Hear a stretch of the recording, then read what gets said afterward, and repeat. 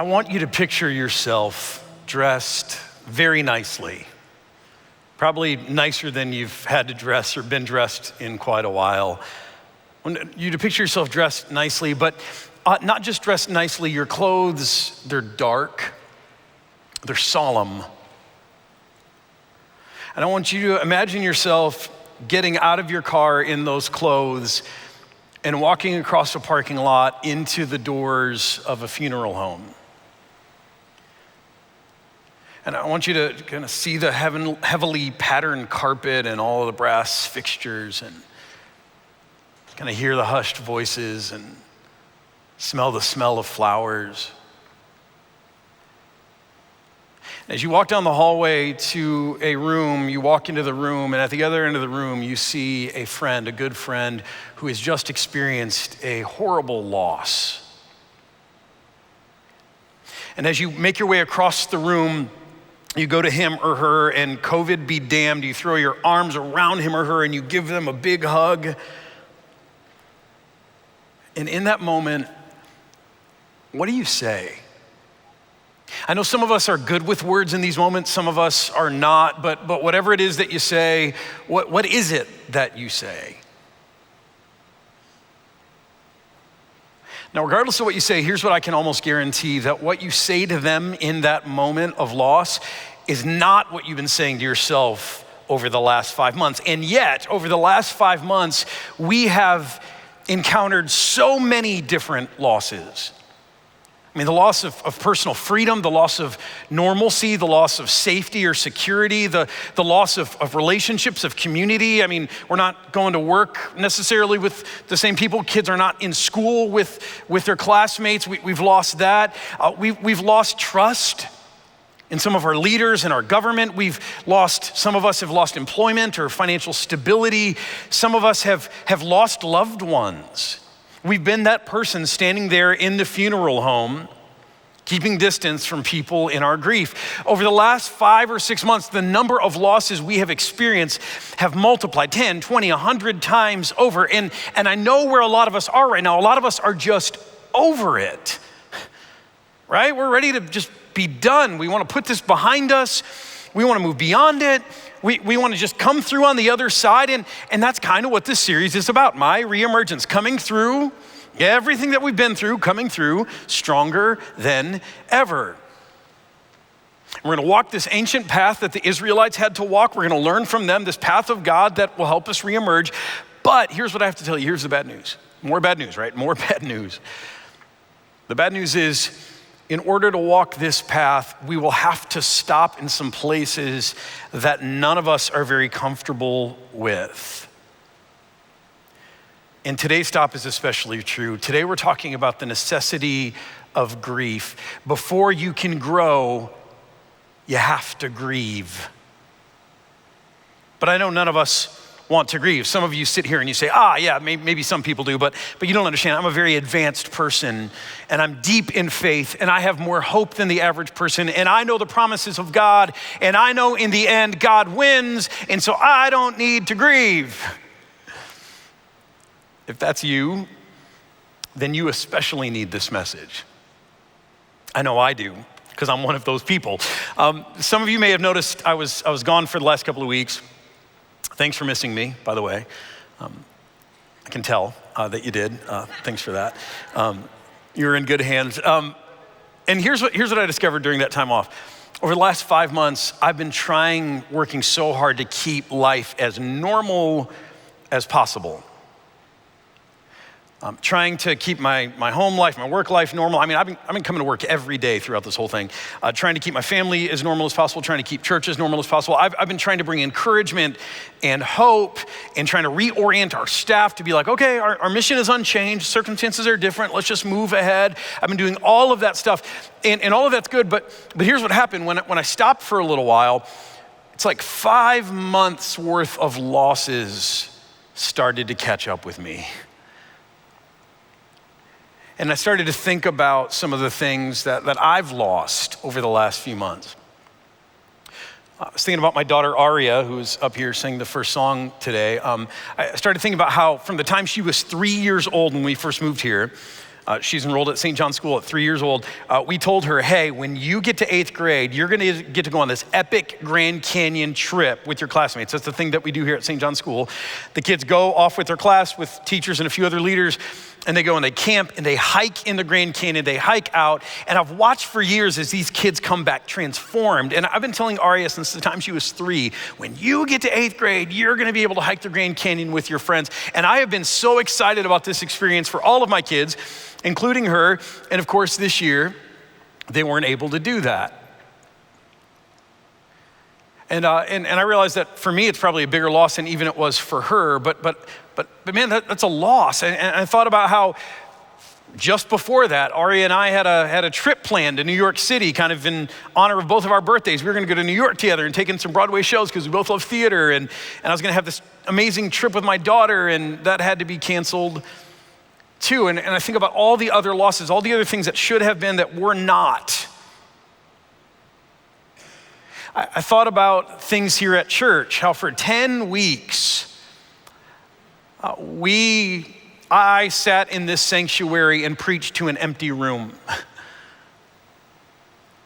And I'm thankful for live stream. I'm thankful for the ways that we can stay connected. But I'll tell you, that was a loss. We don't close church for anything. I'm a person who believes the house of God should always have people worshiping in it. So snow days or anything else, we're here. And so for 10 weeks, that decision was taken out of our hands. For 10 weeks, there was an empty room. And that was a loss that I didn't really have time to deal with, but it caught up with me. And then even after we've been back for in-person worship, I'm looking around the room right now, and there are a fraction, I'm grateful for you, but there are a fraction of the number of people who used to be here who are now here. And I've been a part of this ministry for 11 and a half years, working hard to reach more people. Less people in the room is not anything that I ever thought I would experience, and that's a loss. And I think about the loss of freedom and things I got to do that brought joy into my life, things I got to enjoy, places I like to go. I thought about our nation and how our nation was already a nation deeply divided, but now it's like we're a nation who is engaged in guerrilla warfare with each other. Am I right? I mean, it's gotten so ugly, and neighbor against neighbor and family member against family member. And I thought about that loss. And I'll tell you what, I am good at hope, and I am good at faith, and I am good at resilience. I am great at seeing the opportunity inside of every challenge. I'm not good at loss. And I'm certainly not good with grief. But eventually, it all catches up with you. And it's not just me that's not good at this. We are not good at this as a culture, especially as Christians. You see, as Christians, we kind of believe that you can either hope in God, trust in God, or you can wallow in grief, but you cannot do both. But that's actually not biblical. We're gonna stop a few places in Scripture today. The first place I wanna stop is with Jesus. John chapter 11, a moment in Jesus' life where he experiences a personal loss of a family friend. On his arrival, Jesus found that Lazarus, his friend, had already been in the tomb for 4 days. Now, Bethany, the town where Lazarus lived, was less than 2 miles from Jerusalem, really close to the big city. And so many Jews had come to Martha and Mary. These are the sisters of Lazarus, this family that Jesus was really bonded to, that he was really close to. The Jews had come to comfort them in the loss of their brother. When Martha, one of the sisters, heard that Jesus was coming, she went out to meet him, but Mary, the other sister, stayed at home. Lord, Martha said to Jesus, if you had been here, my brother would not have died. Wow. That's strong. From a woman who's grieving. But she goes on, she said, but I know, listen to this, I know that even now God will give you whatever you ask. And Jesus said to her, your brother will rise again. Now, this is the Jesus we like, right? This is the answer we're looking for in a moment of loss. This is what we are comfortable with. Jesus, I'm hurting here. I'm experiencing a loss. Why did this happen? How could you let this happen? And Jesus says to us, it's gonna be okay because I win in the end. Your brother will rise again. I'm gonna make everything good. He speaks over us a word of hope. And hey, that's a great answer. It's the answer we're most comfortable with. The only problem with it is that there are 2 sisters, And I want you to see how Jesus responds differently to the other sister, Mary. When Mary reached the place where Jesus was and saw him, she fell at his feet and said, it's like they rehearsed this together, the sisters, Lord, if you had been here, my brother would not have died. Same accusation. Now look at Jesus' response. When Jesus saw her weeping, and the Jews who had come along with her also weeping, he was deeply moved in spirit and he was troubled. Where have you laid him, he asked. Come and see, Lord, they replied. Jesus wept. Jesus wept? What is this about? And theologians have millions of reasons of why Jesus might have wept, because it's so confusing. Jesus knew, we know this from John, Jesus knew that Lazarus was gonna die, and he took his time getting there. He let him die. Jesus surely knows that he's about to raise Lazarus from the dead. Don't mean to spoil the story for you, but that's what's gonna happen. He's gonna raise Lazarus from the dead. We're not gonna see it today, but that's what he's gonna do, and surely he knows that. So why on earth would Jesus respond with weeping? The response to Martha made a lot more sense. Your brother will rise again. Why bother to grieve? I don't know. But can we just face this simple truth today? That at this moment where Jesus knows exactly what he's going to do, his actions are not a surprise to him. He knows exactly what he's going to do. He is about to make everything okay. Yet he still takes a moment to grieve what has been lost. Say that again. Jesus knows that he's about to make everything okay. This is not a crisis of faith or confidence, and yet he takes a moment to grieve what has been lost. To Martha, Jesus says, Martha, your hope is well founded. And to Mary, he says, Mary, so is your grief. We're not near as comfortable with the second response from Jesus, though. I know it. And yet Jesus, he affirms both of these, both as necessary, hope and grief. They're not at odds with each other. And that's what Paul will say later. Paul understands this. And in 1 Thessalonians, he writes and he says, we grieve, but we don't grieve in the same way the rest of the world does, because they grieve without hope. In other words, we grieve, yes, but we grieve with hope. Grief and hope are great companions for us as we journey through this life that is filled with grief, because we're not in the garden anymore, right? I mean, every day of living in this world is a day of loss. We are not in communion with God that we were created for. We're not living in the environment we were created for. Every day we wake up is a day of loss, and it's okay for us to grieve a little, but it's not just grief, it's hope. They go together. But here's what happens so often. We rather focus on Jesus' first response than his second response, right? We think it's our duty to be people of hope and faith and optimism. We don't want to go to the place of grief. But here's what happens to you if we don't grieve our losses. Those losses begin to fester. Like gangrene in the body, they will poison you. Which maybe explains all of the ugliness of our world right now. Like, why are people being so mean and angry and scared? Why do people lash out the way they do? Maybe it has something to do with the fact that over the last 5 months alone, you just don't even count what happened before that, last 5 months alone, we've encountered so many losses and we don't know what to do with them. We don't know how to get the poison out in a productive way so it leaks out. See, grief is the first stop on your journey to reemergence. You cannot come through stronger than ever until you take time to first do what appears to be weak, what is so vulnerable, and grieve. See, according to the Bible, you don't cut your losses, you have to grieve them. And that's the way of Jesus. So today we're gonna look at how to do this the way of Jesus. We're gonna look at how to grieve your losses. The first thing that is required in this is you gotta inventory what you've lost. Now, if you've ever been through a house fire, if you ever go through that, you'll have to literally do this. You'll look around your house and you'll have to make a list of all the things that have been lost. And it's painstaking, I imagine. It's tedious. It must make you pretty sad to look around and see the wreckage, but it's something that you have to do. Anytime you encounter a major loss in your life, it's important that you do the same. Now, inventorying your losses doesn't mean you have to wallow. It doesn't mean that you have to just, kind of fall into hopelessness. What this means is that every loss you experience deserves to be acknowledged. Because as we'll see in a minute, every loss you experience, even if it's not registered in your mind, it's felt in your being. It's true. And often when we experience big losses in our life, we don't take time to inventory what's actually being lost. So yeah, COVID, it's cost us a bunch, but do we really think about all of the dozens of losses that we've encountered? I don't believe that we do. Or when we think about the loss of a loved one, we think, man, I've lost a loved one. We grieve that person, but we don't inventory what we've lost because of the loss of that person.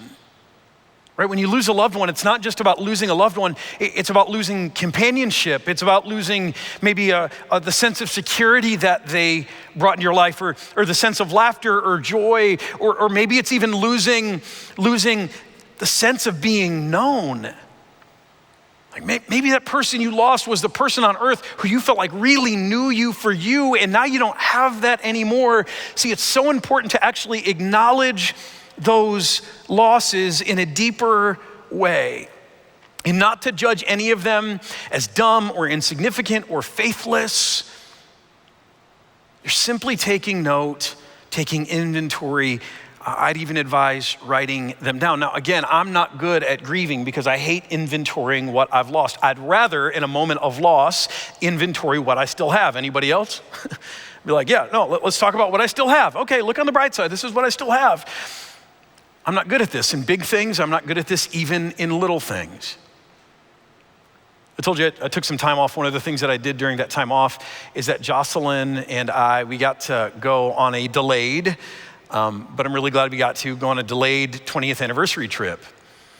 And we went away for a few days and saw a beautiful part of the country. And we came home a week ago Saturday. And so, right about this time, Sunday morning, I was getting up. I was getting ready for church, to come to church with our family. And I was like, oh, what am I going to wear? And I'm like, oh, wear one of those shirts I took with me on our trip. And I go to my suitcase because I hadn't unpacked yet. And I start looking through, and I realized that I left a couple of my favorite new shirts hanging in the closet of the hotel room. And immediately I feel this, this pang of loss, like, oh, darn. And so I'm like, no, it's gonna be okay, right? I don't have to feel the pain of loss yet. So I call the hotel and I say, hey, we were there not even 24 hours ago. I left some shirts in the closet. Surely you can find them. And of course, their response is, shirts? I'm like, yeah. Like, were they nice ones? Yeah.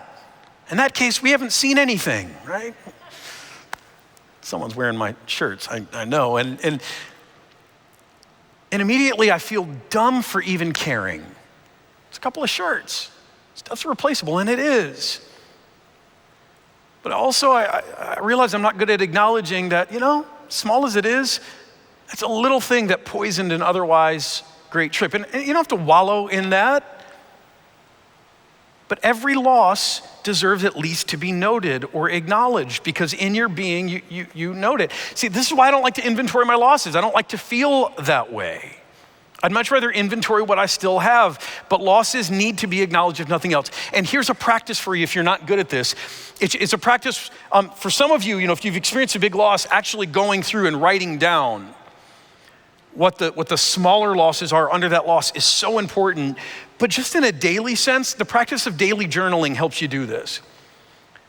I don't know if any of you journal, but I realize what I do in journaling, I just realized this connected this week, is that when I'm journaling, part of what I'm doing is I'm just inventorying the losses I experienced the day before. I'm inventorying that thing that didn't go well. I'm inventorying that bad interaction, that hurtful thing that someone did to me. I'm inventorying that mistake that I made. And again, not wallowing in them, but I'm noting them. I'm acknowledging them. Recognizing that we're not in the garden anymore, and this life is a life of loss. Let's just be real about that. And let's make sure that we note that. After you inventory those losses then, here's what's next important. You've got to feel the absence of those things. One of my favorite Christian psychologists, a woman by the name of Hillary McBride, she says that grief is the presence of absence. Grief is the presence of absence. And you know what that feels like, don't you? When you've handled maybe a bigger loss, you know what it feels like when absence comes in and it settles in your spirit. It moves in. And so it's so important for us, rather than fighting against that feeling of absence, it's important for us to feel the absence. It sounds counterintuitive, in part because we as Christians are positive people, but we also are people who don't trust our feelings. We've been taught not to trust our feelings, right? Don't trust your feelings because they can run away with you. They certainly can. They can run away with you. But here's what I want to tell you when it comes to grief. We can't heal until we feel. It's so important that we feel the absence. For starters, because you're not just a mind who has to work through things, you are an integrated being. The Christian worldview is the only worldview that explains this. Why we need in our bodies to process things, why we need to cry sometimes and sob with heaves. Like, why do we have to do that? It's because you're not just a mind trapped in a really fancy machine. You are integrated. You're a body and a soul that was integrated, created together. And in eternity, when Jesus comes back, you will be an integrated body and soul again. And you've been given this nervous system that's your feeling self. And when you experience loss or trauma, that nervous system, it reacts. Whether your mind does or not, your nervous system does. And in order to return to a place of evenness, to find healing, man, you've got to feel the absence. You've got to acknowledge it. You've got to feel it. You've got to sit with it. There is this epic scene in the movie Good Will Hunting. How many of you have seen it? Good Will Hunting. For those of you who haven't, I'm about to spoil it for you, and I'm not even sorry because you've had enough time. Should have seen it by now. It's an old movie. In the movie, Matt Damon plays the title character, Will, and he's this brilliant genius of a guy, but he's troubled. He's struggling through life. Young man, he's violent. He gets into trouble with the law. He's really angry, and he's forced to go visit this therapist, this professor, played by Robin Williams. And that character's name is Sean, and they start this friendship. And there's this scene where Will, the young man, is with Sean, and Sean finds out some things about Will's past, and he confronts him about his anger. Part of the thing that Will has encountered is that he was in the foster care system, and he unfortunately found a bad foster parent who abused him as a child pretty severely. And so Sean, the therapist, he confronts Will with this knowledge, and Will tries to just brush it off. Doesn't want to feel the absence. And Robin Williams' character, Sean, makes him stay there until he feels it over and over again by using this phrase, "It's not your fault. The abuse you encountered is not your fault." I just want you to feel this with him. Take a look. This is not your fault.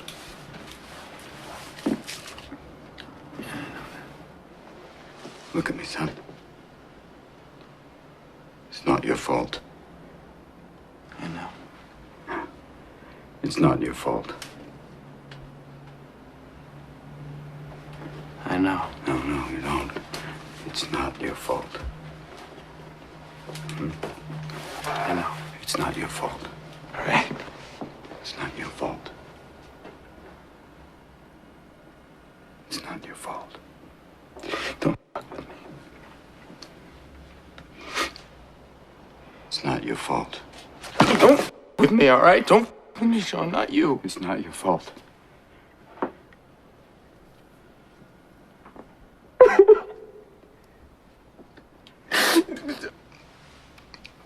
It's not your fault.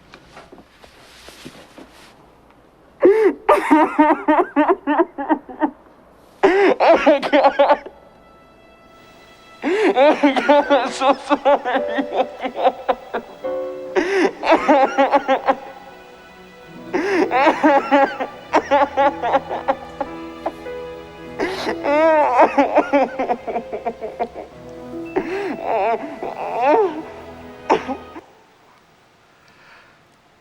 It's uncomfortable to watch, isn't it?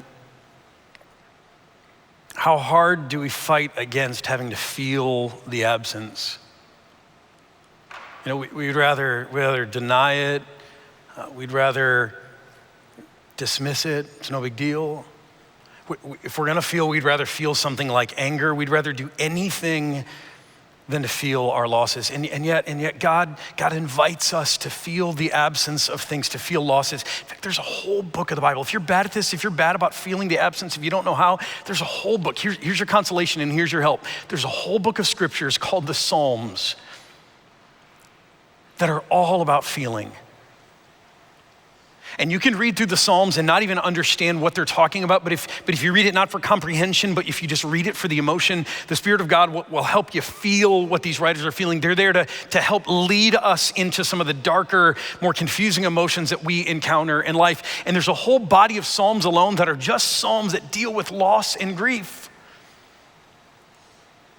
So if you're not sure how to begin to feel the absence in your life, start reading the Psalms, not for comprehension, but read them slowly and just let the feeling come over you and feel the absence.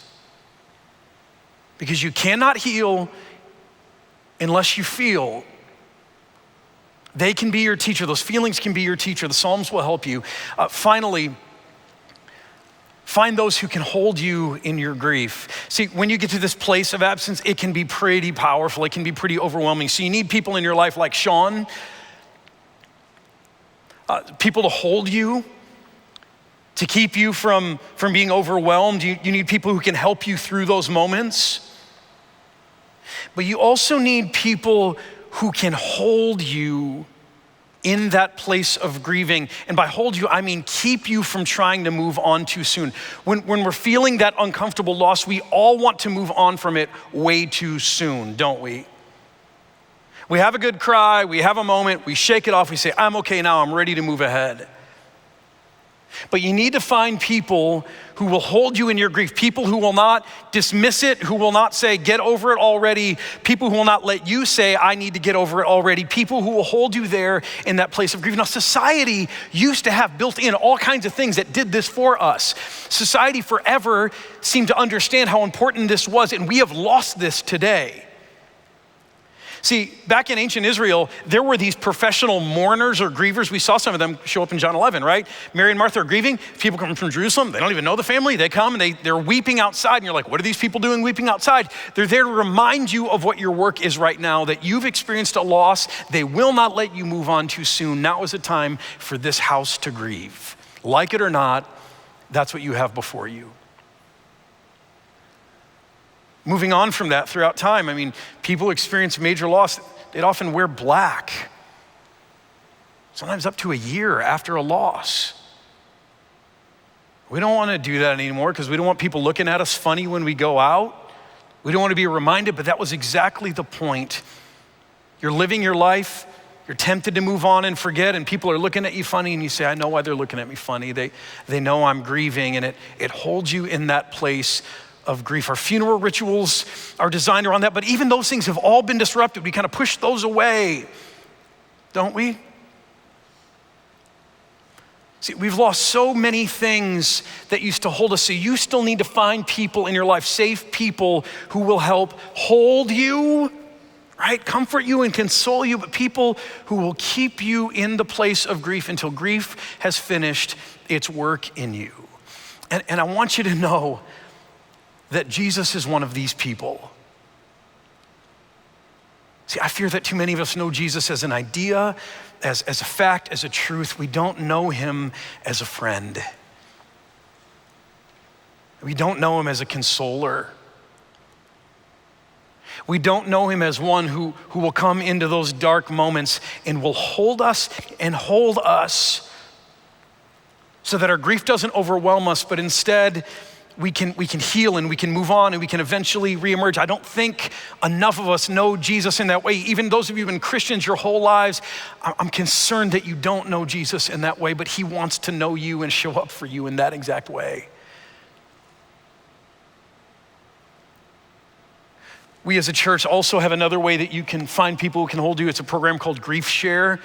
There's chapters of it in churches all over America, probably the world, but we have a chapter of that, and those are people who will hold you. See, here's the thing. The soul is designed to finish things, to complete the cycle, and grief is God's way of processing those losses that affect our souls. But we're living in this culture where it's just like, hey, get over it, move on, what's the big deal, look on the bright side.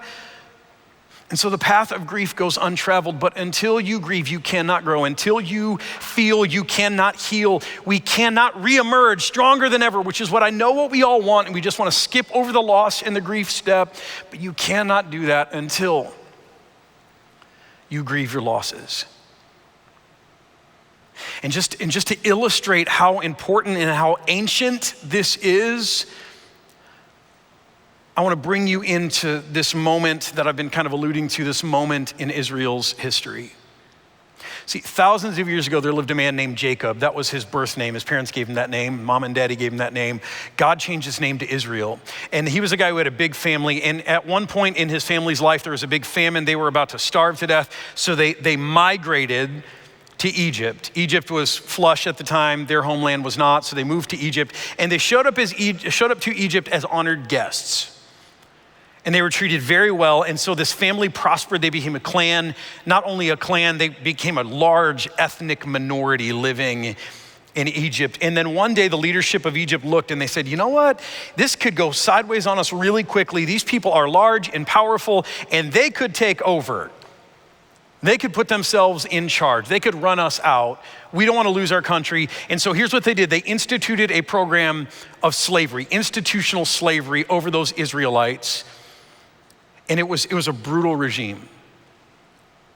Not only did they have to work all day making bricks, not only were they beaten, not only were they starved, but at its worst, at its peak, the Egyptians would come in when an Israelite woman was having a baby and they would check to see, and if it was a boy, because they did not want any future army being raised up in Israel, and at the time, women didn't fight, so if they saw it was a boy, they would take the baby boy and they would drown him in the Nile River. And so for decades, for generations, Israel was racking up all of these losses, but no one cared because they were a bunch of second-class slaves. All these losses went ungrieved.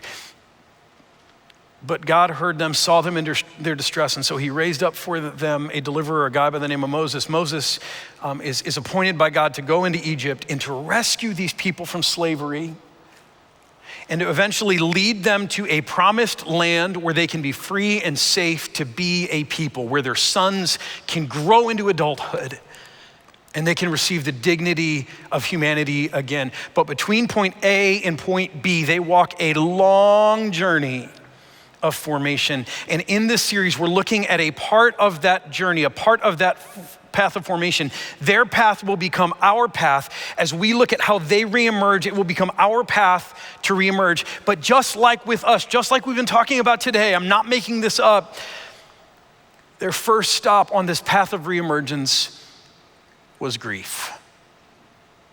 I want to show you what I mean. Exodus chapter 11 first shows us the path that God has in mind. It says, now the Lord had said to Moses, I will bring one more plague after a series of 9 other plagues on Pharaoh and on Egypt. After that, he will let you go from here. And when he does, he'll drive you out completely. You're going to be free. And so here was the plan. Moses is now relaying it to the people. This is what the Lord says. About midnight, I will go throughout Egypt, and every firstborn son in Egypt will die. From the firstborn son of Pharaoh who sits on the throne, to the firstborn son of the female slave who is at her handmill, and all the firstborn of the cattle as well. There will be loud wailing throughout Egypt, worse than there has ever been or ever will be again. That's what Moses says is going to happen. And then it happens, Exodus 12. At midnight, the Lord struck down all the firstborn in Egypt, from the firstborn of the Pharaoh who sat on the throne, to the firstborn of the prisoner who was in the dungeon, and the firstborn of all the livestock as well. Pharaoh and all of his officials and all the Egyptians, everybody got up during the night, and there was loud wailing in Egypt, for there was not a house that had not been touched by grief. And during the night, Pharaoh summoned Moses and Aaron and said, "Get out of here, leave. Go worship the Lord as you have requested. Take your flocks and herds as you said, go. But just remove this curse from us. Bless me as you go." Now, I think it's normal to look at this and to say, wow, God did that? Seems amazingly, uncharacteristically heavy-handed for God. And what you don't see is that God tried 9 softer ways to get Pharaoh to let the people go, and he refused. So in some sense, this is just God saying, okay, if this is what it takes, my people will be set free. And if you're gonna be stubborn, we're gonna have to do this the hardest way possible. That's a part of it. But do you see, based on what we talked about today, that there's something deeper going on here? See, suddenly the whole nation of Egypt is brought into this moment of national grief, where they're mourning the loss of their sons, which is exactly what Israel had been experiencing for decades. Losing their baby boys to the Nile River over and over and over again, but they had never been given the dignity of grief. And now suddenly, not only are the Egyptians wailing for themselves, but contained in that wailing, in that grief, is the grief of hundreds of years of brutal slavery for the Israelites. And so it's out of this moment of grief, a whole nation affected by grief, that God now begins to move his people towards something better. But the first stop is grief. Now, I don't know what kind of losses you have experienced lately through COVID, other parts of loss. I don't know the sum total of your story of loss. I do know that all of us live with the daily reality of loss because we're not in the Garden of Eden anymore. But I can tell you this, your soul is designed, it needs to grieve. And if you learn how to acknowledge these losses, to feel the absence, how to find others who hold you and hold you in that place of grief, then and only then will you be able to reemerge someday. Because we grieve but with hope, you'll be able to reemerge stronger than ever. And so here's how I want to close today, because I am not good at grieving, and I know you aren't either. Here's what I want to do today. I want you to close your eyes. And I want us just to begin to inventory the losses that you have encountered recently. And maybe they are a casualty of COVID. Maybe it's about something else, some other loss in your life. And I want you to think about some of the things you've lost without judgment, without ridiculing yourself, saying, oh, those are first world problems, without immediately coming in with some word of hope to pull you out of the grief too soon. Just sit and acknowledge some of what you've lost.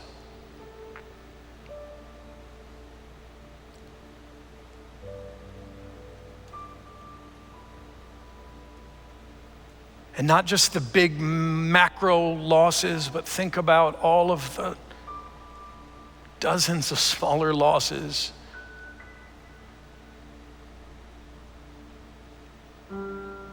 that went away when that person went away in your life,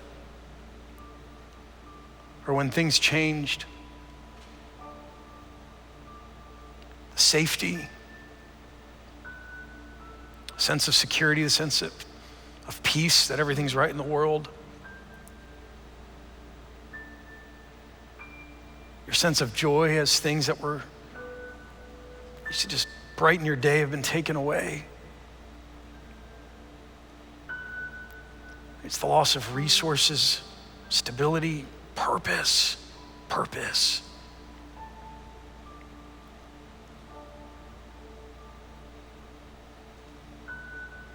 And I just want to ask you to Feel the presence of absence, the void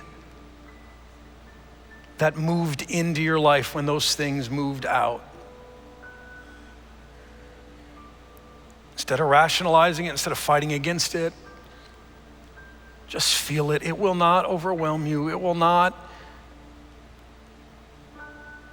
trap you forever.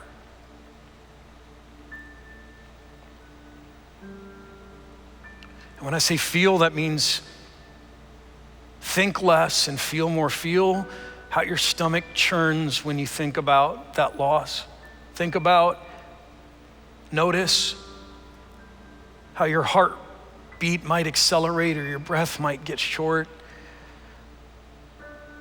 Think about how your shoulders might get tight or your legs may get antsy and they want to run. Think about and notice how when you think about that loss, how you might just get tired. All of your energy may be sapped. Or even notice the part of you that does not want to do this and you're angry with me and you just want to get up and run away. Notice that. Feel the absence. That's all a part of what's been left behind. The presence of absence.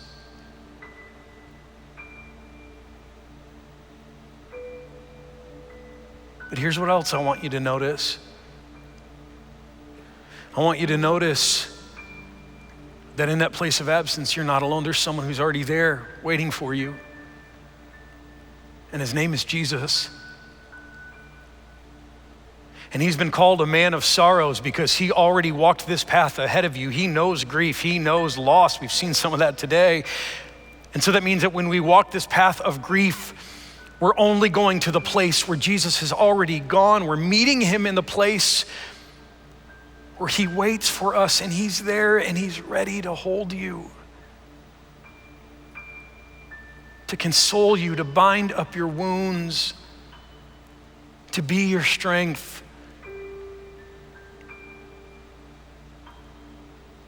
And he's also there to hold you, to keep you in this place until the healing comes in, to process and work through the loss as long as it takes. He's here for you in your grief.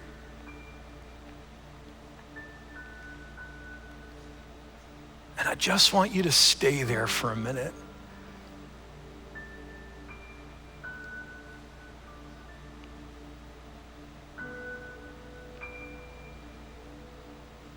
Acknowledging your losses. Feeling how empty they can make you feel, the presence of absence, but experiencing the stronger, richer, greater presence of Jesus who is there with you, weeping with you, just like he did with Mary.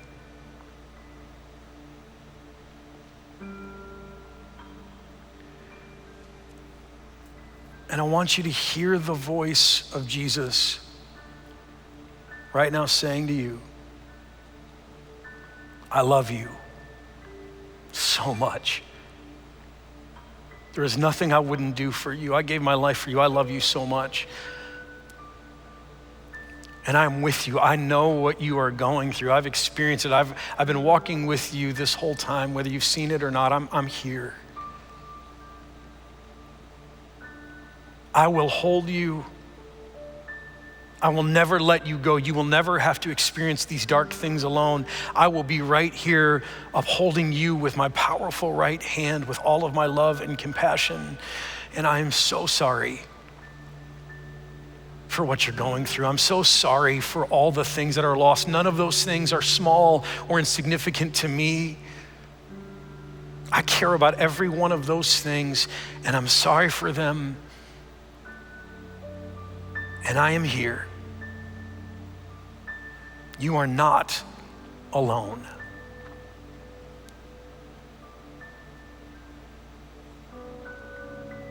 And I just want you to stay there.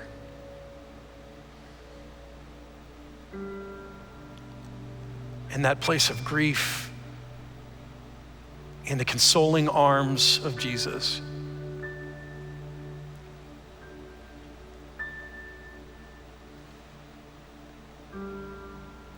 Just want you to stay there even as we begin to share this song with you. Thank you so much for tuning in to week 1 of My Reemergence. You can help us grow our Pathfinder community by sharing this video if you found it helpful. Also, don't forget to subscribe to our YouTube channel and make sure you don't miss any amazing content that we're pushing out all the time. If you have a question or a comment, you can leave that below. Thank you so much again for tuning in. Blessings on your week.